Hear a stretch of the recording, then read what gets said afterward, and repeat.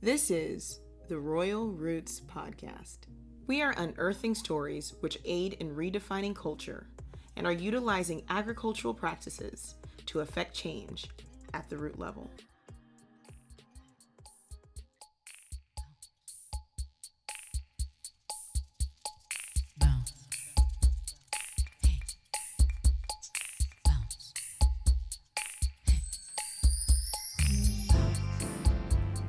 Shalom, shalom, and welcome to the podcast. This is the Royal Roots Podcast, and I'm your host, Lauren Nefesha. Recently, about a month ago, Daughtry and I sat down and co-hosted this podcast with a young man from Houston, Texas. His name is Chaz Daughtry. Chaz is the founder of Soul Fit Grill, which is a low-sodium spice company. And he also is the founder of Sweetwater Farms, and they're located in Houston, Texas. They do community work with young men and women to teach them agricultural skills, to empower youth, and also to empower their community. I'm really excited to share this podcast with you all. I believe in the work that Chaz is doing down in Houston, and I'm just thankful that he spent the time to talk to us. We really hope that you enjoy this podcast. As always, make sure that you follow us on all of our social media. Go to our website, which is allthingsroyalroots.com. All of our social media is All Things Royal Roots. Our YouTube channel is Royal Roots, and our Patreon page is patreon.com/Royal Roots. On our Patreon page, we typically do a giveaway with every podcast. This time, we'll also be doing a giveaway with the spices from Soul Fit Grill. And so we're excited to share that. And also on our Patreon page, that's where we interact with and develop a community of like-minded people that are focused on agriculture, on spiritual growth, and on just a holistic, healthy lifestyle. I hope that you enjoy this podcast. Shalom, shalom, y'all. Chaz, I just want to say thank you for doing this interview. I'm really excited, and Daughtry and I have been stalking your page and getting to know you. It's slowly growing. It's slowly growing. No, that's good. It's good. I see the work you're doing, and our founder Hulda, wasn't able to be on the phone call today, but she actually found your page, sent it over to me, and said this looks like it would be a great for an interview. Cool. And so yeah, we're out in California, our farm, and we have our team is made up of a few different people, but Daughtry actually is a part of our team, and she lives in Houston. So I called her. What's that? I said I am. I'm right here. Right. What side of Houston? I'm in Katy. So we're in the north side of Houston. So that's kind of far, but if you get some time, you can come stop by. No, I'm coming. Yeah. So thank you again. We wanted to basically just talk a little about a bit about what you do with Sweetwater Farms. Okay. Tell us a little bit of your history. And, of course, we want to talk about your spice company, Soul Fit Grill, and kind of learn about that. So I just want to open the floor. Start off, just tell us a little bit about yourself, who you are, what you do, and how your farming experience has been down in Houston. Okay. Well, my name is Chaz Daughtry. I'm the founder of Soul Fit Grill and Sweetwater Farms. Sweetwater Farms is an urban farm that we use to teach inner city youth about agriculture and nutrition as well. It sits on the north side of Houston. And basically with Sweetwater Farms, we use these farms in the urban beds to teach the kids from the inner cities how to actually handle dirt, how to work with dirt, how to work and grow veggies, and also with nutrition as well. That idea came from my mother, who started our nonprofit, TWF, in around 2013. And so TWF is our nonprofit, and we use that nonprofit to bring in the kids from Sweetwater Farms and tie it together. And so with that nonprofit, with the kids, we bring them in from the inner city as well. And we decided to say, hey, we have this garden that sits in the, we have this land, and we was like, why not, use that land to actually teach the kids how to grow things on it. And so the flashback of that, I've been gardening since I was, after I graduated college in 2013, while I was studying for the LSAT. And I was like, it was kind of like a stress reliever for me. And I was like, I'll go out there, plant some things, and kind of go study, and then go back inside, and then, study some more, and then go back outside and kind of, garden some more. and then went to school for a year, started the Soul Fit Grill Company, and then I decided I didn't want to go to law school anymore, but we still had that garden in the backyard, and then my mom was like, hey, let's expand that garden and put it on the land that we have. And so that's kind of how the TWF Urban Garden started, and it sits on our land, Sweetwater Farms. Oh, wow, that's really, really, I mean, that kind of answered a few questions that I had for you. So TWF, Texas Women Empowerment Foundation, that's right? That's yes, what it stands that's for? Correct. Yes.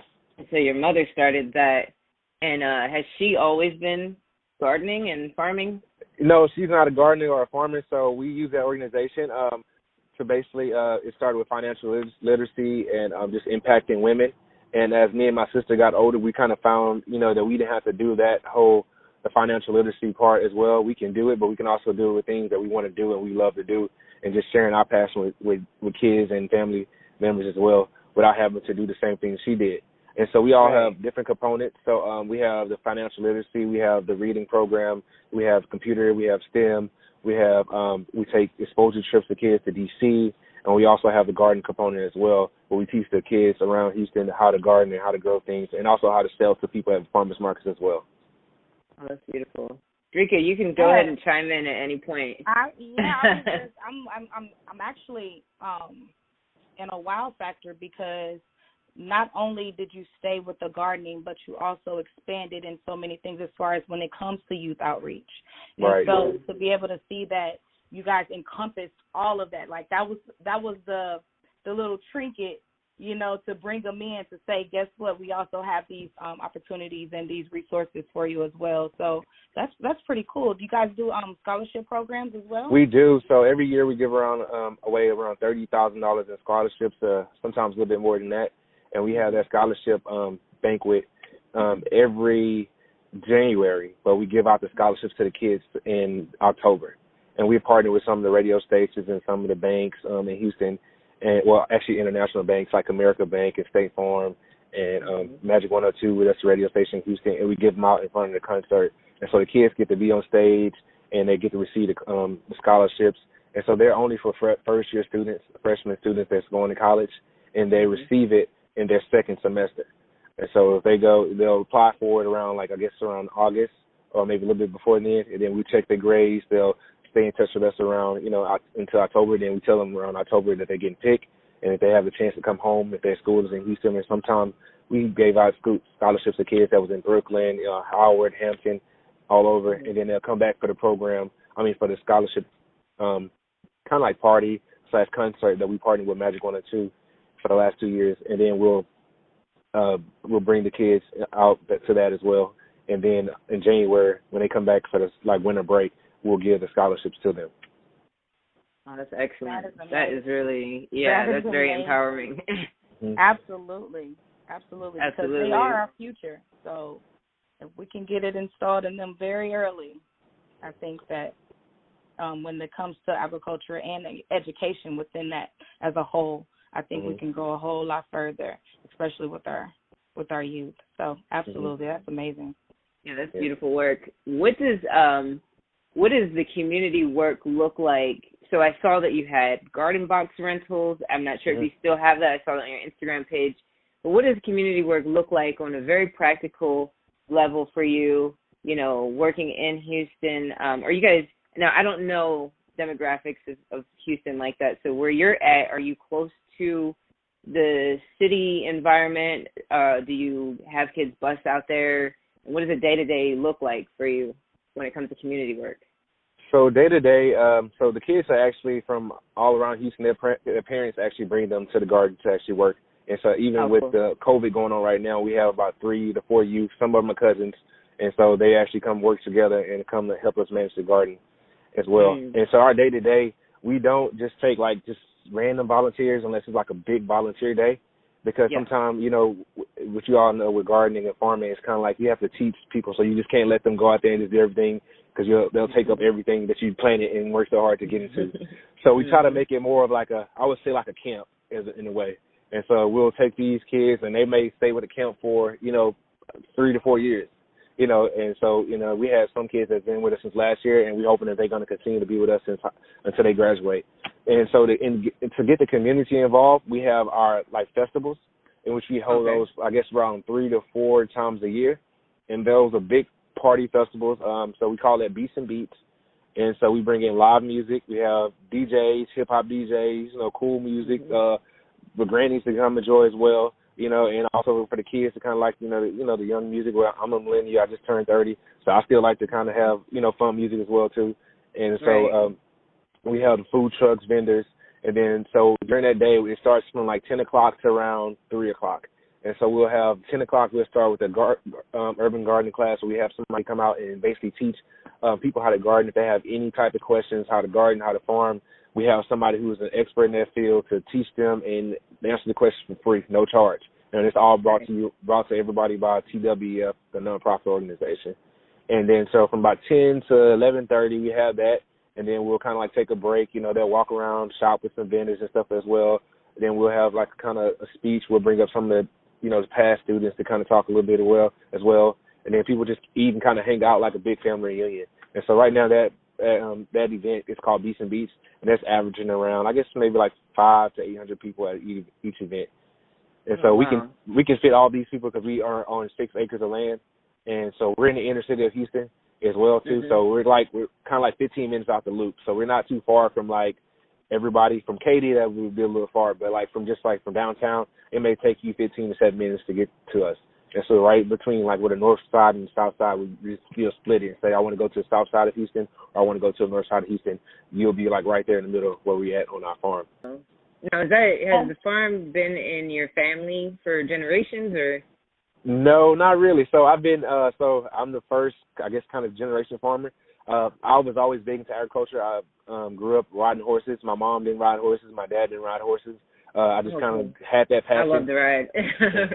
And so it's kind of weird because, I kind of grew up in the inner city, but, if you're from Houston, you may know where Acres Home is. It's kind of it's where people from Louisiana moved, and people from, back in the, I guess, early 1900s, they all moved from Louisiana and different parts of the country to Acres Home. And it's called Acres Home because everybody who moved there had, 1 acre of land. And so they all had, they had farmed on that land, and they farmed, and they also had horses. So that's kind of where the name Acres Home came from. And so because they had all 1 acre of land. And so it's kind of even though it was kind of the hood, it was just the hood farming. So, back in the 70s, it was real progressive, but now it's kind of the hood, but it's also kind of getting gentrified back again, too. So you don't see as many horses and stuff you see back in the day. But that's kind of where my love for agriculture came from. I went to Texas A&M, one of the top schools for agriculture, and I studied agriculture leadership and agriculture economics. And so I was planning on going to school to be an agricultural lawyer or environmental lawyer. And I just kind of decided to, let me pursue my spice company and let me pursue this and just see how it's going to work out. And so far, it's going. Yeah, I was going to ask you, that was one of my questions that I was going to ask, did you feel like it was more so the farming was a lifestyle, but it was for you from the beginning before you kind of changed it into the business aspect, right? It was. It was a lifestyle. I was always kind of, it's kind of I have 2 companies, the Sweetwater Farms and the Soul Fit Grill, but it's they kind of go hand in hand.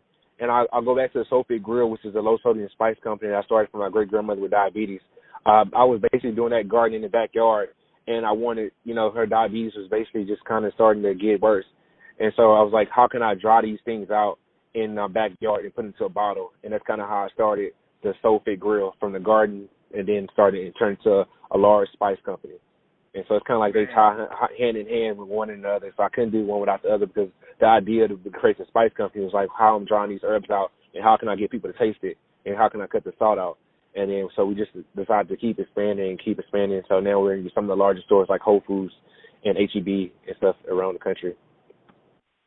That's amazing. So your take on food as medicine is, you're a strong believer in that. Oh, definitely, especially the things that we grow from okra. It has a lot of benefits from cancer, for pregnant women.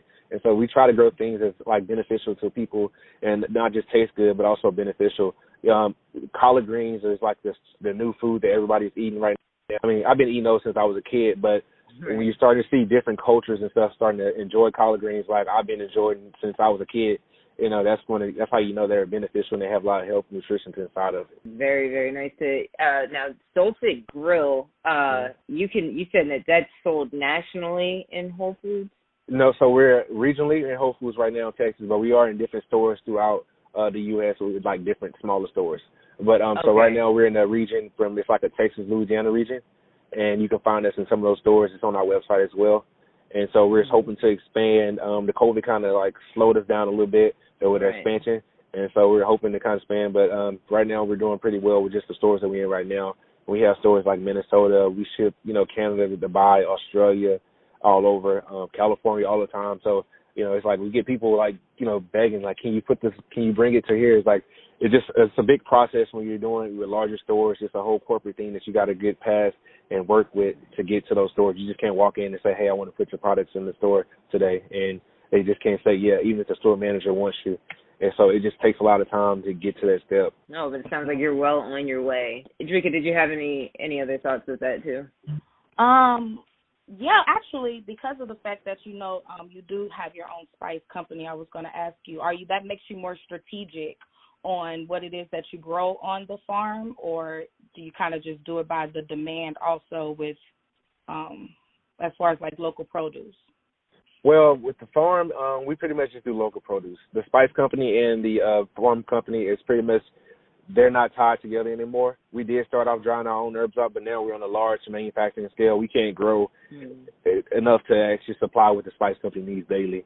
So it's just way past that for growing. The farm company, we pretty much grow what, I think I would like to eat, and also what's kind of like big in the market. So like we'll do, collard greens, tomatoes, just different varieties, tomatoes. We do sweet potatoes in the fall, which we have planted right now. We have some things like the boys that I help me. I ask them every year. I ask the boys that I have, and sometimes it's women, girls too, but for the most part, it's just boys that's interested because the girls don't like to get their hands dirty. But I ask them like, what do you like to eat? What's your favorite vegetable? And then, the next 2 days later, I'll go to the store and buy those seeds for them, and then I'll teach them how to plant their favorite thing. So this year, the boys like, we love watermelon, and I was like, okay, we're gonna go get some watermelon seeds, and this is gonna be y'all baby to make sure it's growing and taken care of. And so we try to grow things that people love, but also that, we can also get a good profit off of as well, too, because we are selling this as well, too. Right. Do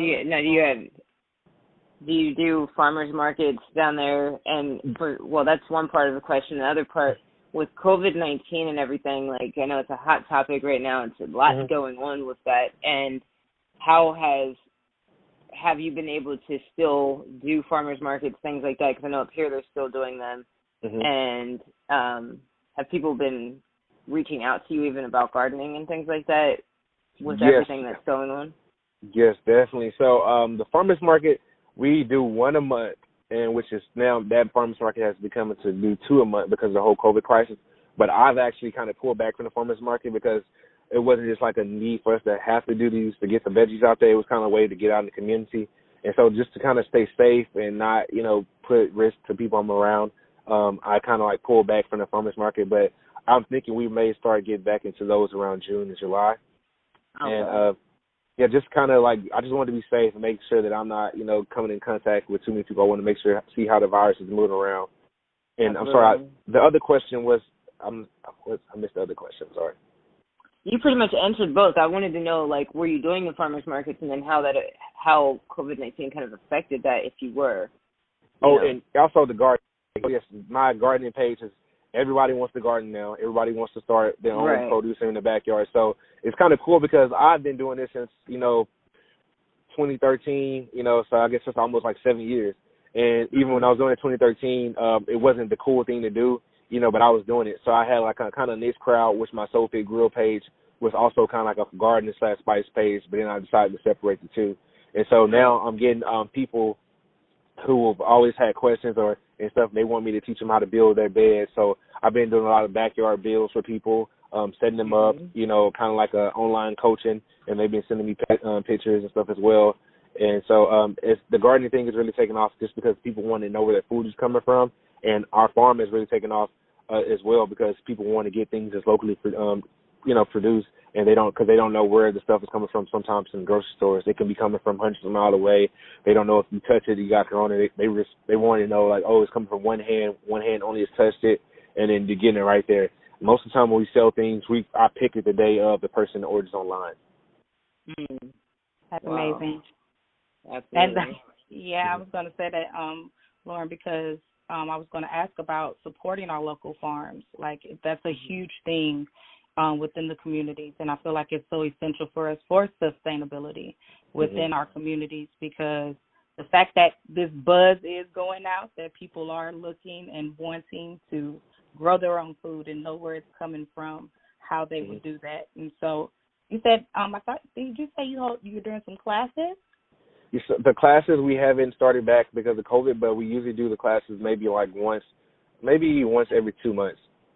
And that's when we bring in somebody, because I'm usually running the event, so I don't get to teach the class. But I've been doing personal, like going to people like houses and setting up their backyard and teaching them how to do it. And so then they'll kind of like FaceTime me, and we'll bring in some stuff, or I'll say, okay, you need to trim these pepper plants because they're hanging all over the ground. And so we'll kind of do like some virtual things, and sometimes I'll go in their backyard and set it up, and we'll take a trip to Home Depot, and we'll get everything they need, and then set all their garden stuff up, and then it works like that. Right. Some people just need a little bit of encouragement to say, because it can feel, I know we've come across that with sharing farming and gardening with people. It can feel for them very overwhelming because it may seem kind of foreign, but it's a lot of things that you can do in small spaces. And so that's really encouraging for a lot of people to have someone like you to come in and be able to show them this is how you build a garden box, or this is how you can grow a kitchen garden, like just simple things. Yes, I'll definitely tell those people, like, okay, if you're a new gardener, have patience. A lot of times they'll text me or, send me a DM, so many DMs saying that, it's not growing, what's wrong with it? And most of the time it can be sunlight, or they just kind of like rushing it. One thing I know about rushing with farming and gardening, you can't really rush it. When it's going to do what it's going to do, it's going to do it. And so you can go out there and try to pray as much as you want and say, hopefully it grows fast. It just won't happen until it's ready to grow. And so you can also, you can boost it up if you want to with some fertilizers. But most of the time they're just kind of like expecting it to plant in the ground and 3 weeks later to be able to eat. And that just doesn't work like that most of the time. Sometimes it may take 6 to 5 weeks to do it. If you just start this new garden, your soil may not be up to par, and you may need to have some extra nitrogen or something inside of it to kind of boost it up to give it the boost that it needs. So I always tell people to be patient. It's not that it is growing. As long as it's not turning brown and yellow, you can still see that it's trying. Just give it a little bit more time. That's so important. And there's so many things that you can get from gardening that will help with your entire life. Time, planting seeds and waiting that time for them to come up, and then actually harvesting. Like that's very empowering for a lot of people to experience that. So yes, I'm encouraged by the work that you're doing in Texas. Thank you. Absolutely. I have a funny question for you. I just want to know the logo for Soul Fit. Where did you come up with that? So one of my friends from college actually designed that logo, and and so we were. I don't even know how he came up with it, because I'm in the fraternity. I'm in the fraternity, and so that it's called Alpha Phi Alpha, and so they have like the funny things are like kind of like gorillas and stuff like that. So I guess he kind of like just tied and then the grill, and I'm kind of glad that he was like he doesn't design anymore, and so it's just like so unique because I haven't seen like too many people that can make something like that. But that's kind of how it came. So he just came up with it. He texted me. I was like, hey man, that looks really cool, and we just went with it. And so I guess almost 7 years. About 6 or 7 years now. That's been the logo. And so we started with the logo, and started the logo just to kind of let people know that I was cooking. The logo came way before I even had the spice, and it was just kind of like I was like all the grill guys had their own logo, and I was a big griller. And so I was like, okay, I need a logo to be like the grill guys that's on Instagram.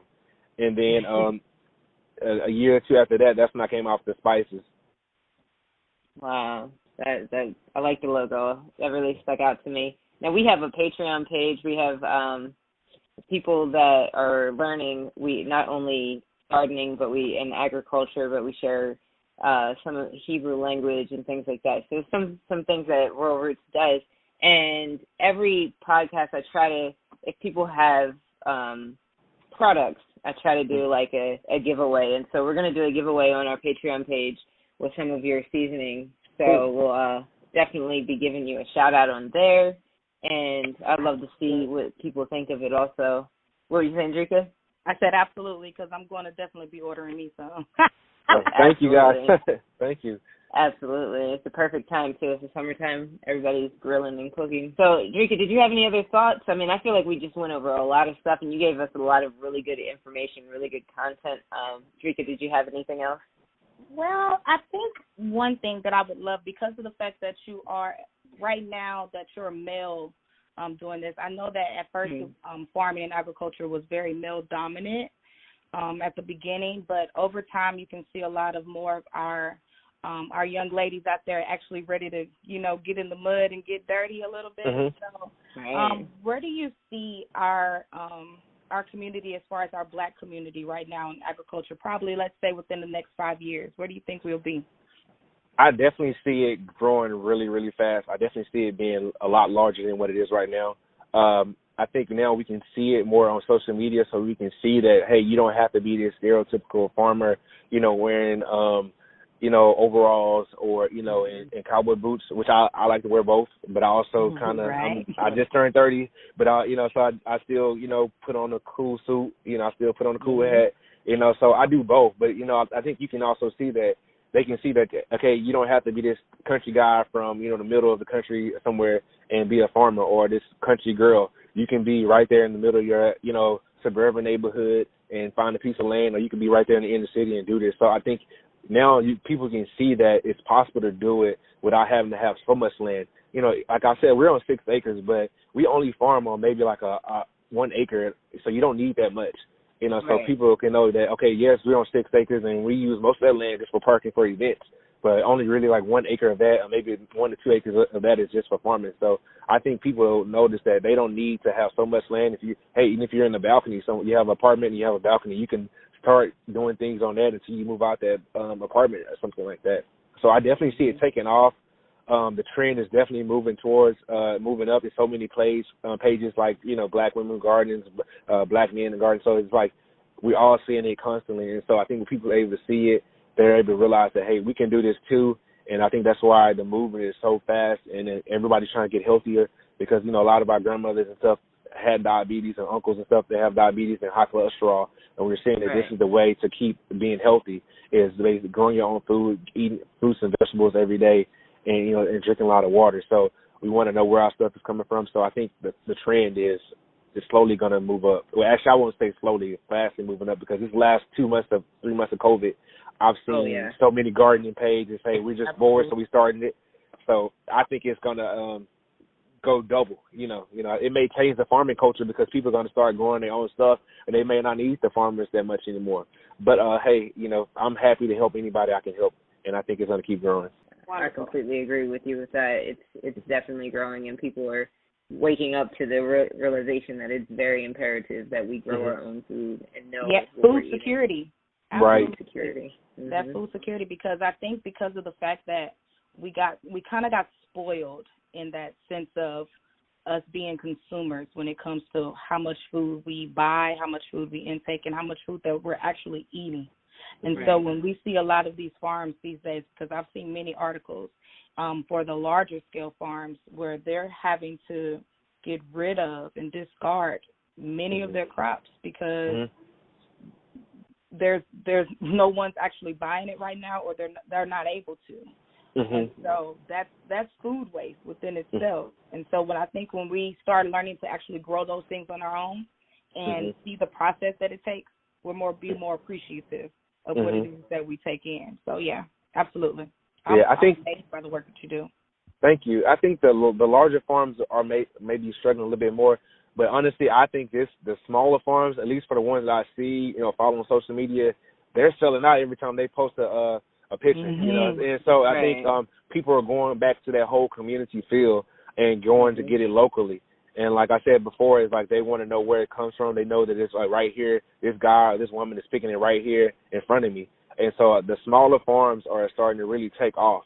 And so, I think people are really loving that small movement, and, you know, people love to support local, and they know that the local people have it right here. You may not be able to get as much, or you may not be able to get everything that you would got at the grocery store, but you can get enough to get you kind of full and get your family fed that day. So it's quality over the quantity. Yes, it's quality. Absolutely.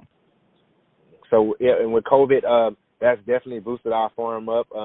Like, we have one grapefruit tree, which is pretty large on one of the properties that I manage.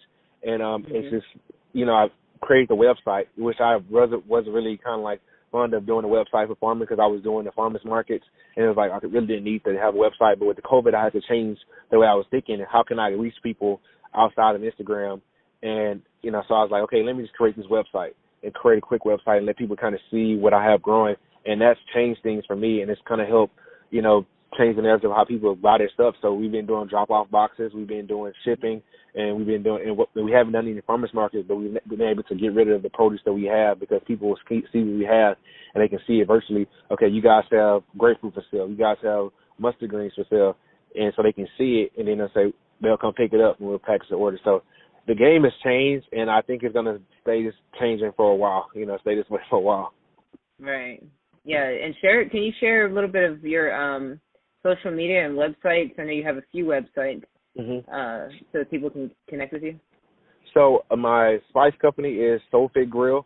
So you can go to @SoulFitGrill on Instagram and Facebook and Twitter. Our website is www.soulfitgrill.com, and that's where you can find our low sodium spices and our Kamado grills that we manufacture as well.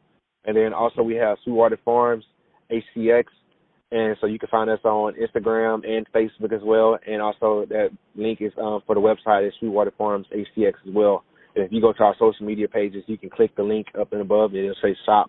And you can kind of shop with our farm if you're in the Houston area. And we'll deliver to you for a fee as well if you don't want to come pick it up. Or we can you can also come to the farm to come pick up your items as well. And so we only have a select thing right now because we're everything is moving really fast. And so we have okra. We just kind of sold out of grapefruit right now, but we have more coming probably in the next couple of weeks. And we also have collard greens, and we have tomatoes that are coming up right now, and we have all different types of peppers as well. And then we have watermelon that'll probably be available around, I would say, June, July. I'll be there. Yeah, I wish I could. I can't wait to see when Drika goes to visit you. Mm-hmm. So that's pretty much what we're growing. We don't grow just a whole lot of stuff because, like I said, we kind of use it just to teach. But as things are growing and we're starting to see the interest is growing, we're starting to expand. And so now my goal is to try to, you know, work some more of the land up and, you know, kind of get some things so we can start growing pretty much all year round, or maybe build some kind of like greenhouses where we can have things growing okra all year round. Like last year we sold to restaurants, and we would bring some of the kids to sell things to the restaurants. So I'll walk them in there with me, and we'll, you know, have the restaurants, and they'll talk to the chefs, and like, you know, he actually grew this, and he's only 15 years old. And so, you know, with some of those restaurants being closed right now because of COVID, we just didn't want to grow the same thing we grew last year and then be kind of stuck with so much produce. But now I'm looking at the demand, like the demand has shifted, even though those restaurants have been down, more people are cooking at home. And so it's kind of like, well, we got to do it next season because, like, you know, you can only the season is changing, you know, and by August we'll be playing something new. So hopefully we'll be expanding. Absolutely. That sounds like a great plan. If people are, if the necessity is there, people need the food, and you're able to provide that. And I think that's beautiful. Especially, I see okra a lot on your page, and I love okra. I like fried okra in particular. Yeah. We fry it, saute it, grill it, whatever you want to think, we can try to do it. Right. And it just keeps growing, too. It grows fast and it just keeps coming up. So. That's the hardest part about okra is the best thing about okra and the hardest part is it grows really fast. And so you're not allowed to really take breaks. You know, so I don't live close to the farm pretty much. So it's like I live maybe like 20 minutes from it. And so it's kind of like even sometimes on Saturday or Sundays I want to take a break. I'm like, man, if I don't pick this okra today, it's going to be too big to pick 2 days later when I get back on Monday. So it's like I got to go pick it. You know, so that's one of the things. But it grows really fast. So it's like you can always have some. But at the same time, if you don't pick it, you'll just be wasting your time because you still got to pick that ones that's growing too fast, and then you just have to throw it away. So either way it go, you got to pick it. It just depends on when you want to eat it. Yeah, and freeze it. Absolutely. Try to save some of that food so we can cut down on some of that food waste. Definitely. That was one of my questions, one of my last questions I was going to ask. For those of us who say, you know what, I want to give it a shot at this green thumb thing, what would be one of your first choices of a vegetable for a beginner to grow? I think that's a good question. I would say I would give you three. My number one would probably be the easiest thing I think to grow as long as you have sunlight. Will be okra. Will be the easiest thing for me. It grows really fast. You don't need the best soil to grow it. You just need to, don't grow too much of it because it grows really fast. Then I would say probably some tomatoes and peppers. Those grow really fast. And if you have a local Home Depot or garden store, you can find all those in your garden store, except the okra. You can find pretty much the tomato plants and started already, and you can find the pepper plants already started. And so I would say for maybe a first-year garden, maybe you don't have to try from seed unless you want to, but maybe just try it, from this started plant they already started, and then maybe only cost like $1 to $2, and then start from there and get used to taking care of the plant, make sure you're watering it daily or every other day, and making sure the soil is still, nutritious as well. So my top three would be, I would say okra, tomatoes, and peppers. And the reason why I didn't say like greens and stuff like that, because a lot of times if you don't grow those in the right season, like now you have like growing collard greens and stuff, and collard greens and mustard greens in the summertime, they can still grow, but you'll have a lot of more pests that's trying to eat your plants and bugs. Right. And so if you wait till like around the colder temperatures where the bugs kind of going away, and I guess they're hiding, then you can grow those really easily. And so, because collard greens and mustard greens, winter time, they do excellent as long as you don't have any frost. But as soon as they start to heat up, the mustard greens start to bolt, and then the collard greens will still grow, but then they'll start kind of getting ate up. So you'll find those little holes inside of the plant, which is still edible. You just see the holes inside of them. Right. All righty, perfect. I appreciate this conversation. I look forward to getting your spices and for Daughtry to see the work that you're doing at your farm. Well, thank you guys so much. I really hope that, if you guys are ever, Daughtry's in Katy, so she can come and check us out. And what part of California are you guys? We're in the Central Valley. We're right in the Fresno area, so it's a very beautiful area. We can pretty much grow year-round out here. Okay. And so we have our farm here, and we work with livestock also, so we have chickens and goats that we've been working with, and we're starting our own 4-H program pretty soon, actually. Oh, cool. I was out in California last June, which I was hoping to be back, I think it was June or July, for the Forbes Agriculture program, and they had a Forbes Ag Tech in Moreno Valley, and I just thought that was one of the most beautiful places I've ever been to. But this year with COVID, it's going to be, I guess, postponed or canceled. Most likely, but you know what? If after all of this, prayerfully, you can come out here and come see our farm, and we can get some work in together. Definitely, that'd be really cool. Absolutely, that'd be amazing. And hopefully, we'll be down in Houston at some point, just because our girl Daughtry is down there, and now we know you, so we would love to come visit. Definitely, right. You guys should definitely come check us out. And we'll give you a little tour, and then take you some of the best food restaurants in Houston. Oh, man, I look forward to that. Yep, and we even got a vegan one, so it's perfect. Oh, yeah. So we sell to some of the vegan trucks. Are you a vegan as well? Are you a vegan? I go back and forth, but right now I am vegan. Okay, so we got we're like is. We got the Houston sauce, we got the Sunshine, so they both are vegan, but one of them does like cool food, like cauliflower wings and stuff like that. So many options. So if you're vegan and you want to eat turkey legs, you can come and we have some restaurants for you. So perfect. Well, thank you so much. Thanks again, and shout out to Daughtry. Thank you for coming through with your great questions. Absolutely, I thank you so much. It was wonderful. Well, thank you guys. Yes, thank you. And we'll be posting this. I'll make sure I put all the links for your websites on our blog, and when we post the interview, I'll definitely send it out to you so you can share. And just looking forward to connecting again, and we wish the best to you with everything that you're doing with your family. Send our love to your mother for the work she's also doing in the community. Absolutely. Thank you. Thank you. Thanks for spending time with us with Old Royal Roots. We appreciate you.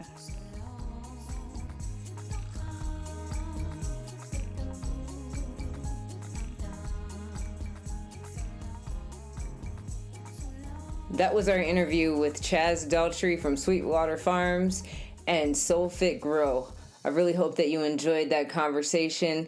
I hope that you were nourished and got some good information in our dialogue with Chaz. And if you want to share any thoughts, comments, definitely you can do that on our website, or you can do that on all of our social media. Again, our website is www.allthingsroyalroots.com. Our social media is on Instagram and Facebook, All Things Royal Roots. And our Patreon page, definitely check that out. It's patreon.com/Royal Roots. On our Patreon page, that's where we do a lot of lessons, teachings, whether it's agriculture or Hebrew lessons, and we focus on lifestyle and just building up a community of people that will encourage and motivate each other and influence and inspire one another to be better and do better. Thank you for listening, and I'm looking forward to our next podcast. We have many more coming up, and we'll be putting them out bi-weekly, so be on the lookout for that. Share, like, subscribe, definitely do all those things. For now, have a blessed day, have a blessed weekend, and shalom, shalom, y'all.